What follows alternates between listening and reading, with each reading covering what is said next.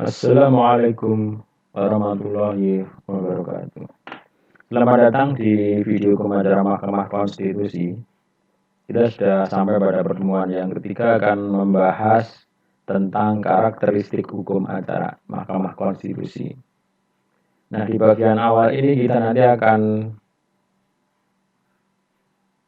membahas tentang istilah dan pengertian hukum acara Mahkamah Konstitusi.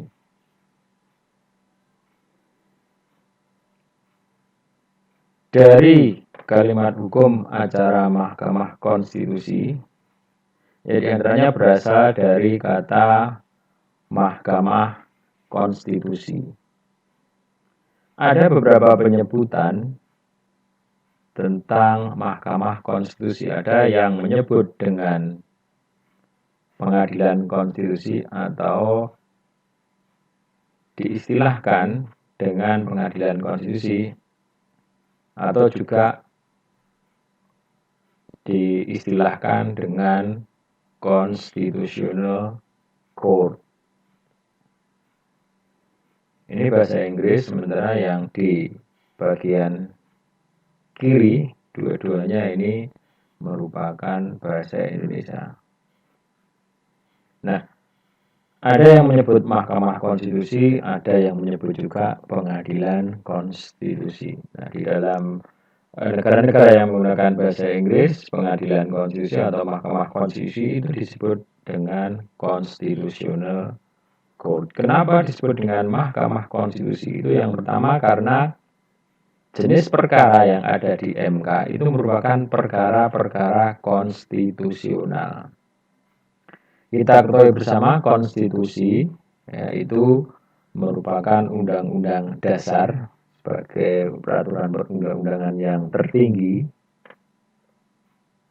Nah, kalau dikatakan perkaranya adalah perkara konstitusional, berarti perkara yang bisa diadili atau bisa diajukan ke Mahkamah Konstitusi itu hanya perkara-perkara yang menyangkut konstitusi atau undang-undang dasar. Kemudian yang kedua, kenapa disebut Mahkamah Konstitusi? Karena di dalam pemeriksaannya, dasar yang digunakan itu adalah konstitusi itu sendiri atau undang-undang dasar.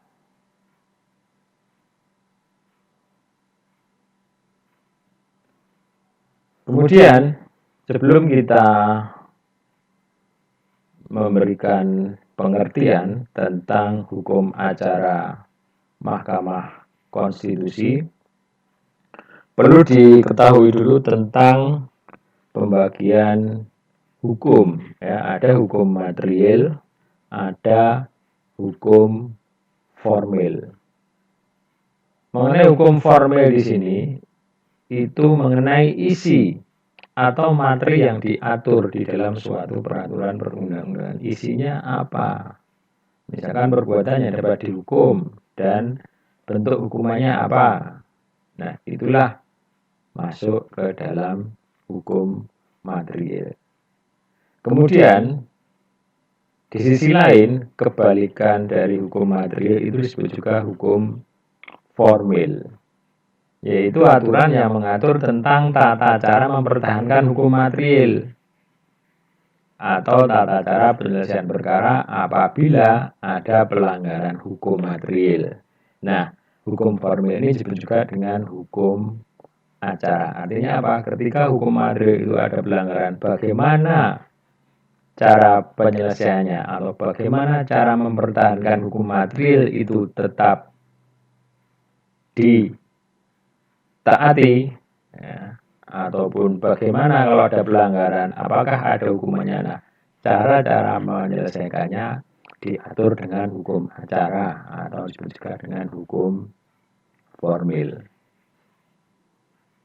Nah, jadi apa yang kita pelajari di dalam hukum acara Mahkamah Konstitusi, karena jelas menggunakan istilah hukum acara, berarti hukum acara Mahkamah Konstitusi itu masuk ke dalam lingkup hukum formil.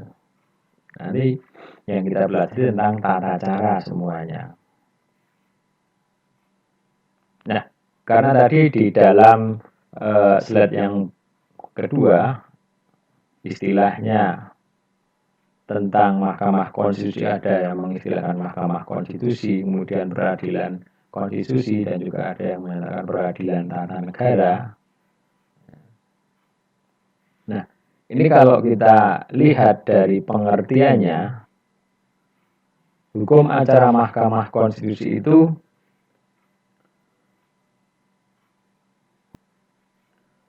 hukum yang mengatur prosedur dan tata cara pelaksanaan wewenang yang dimiliki oleh MK,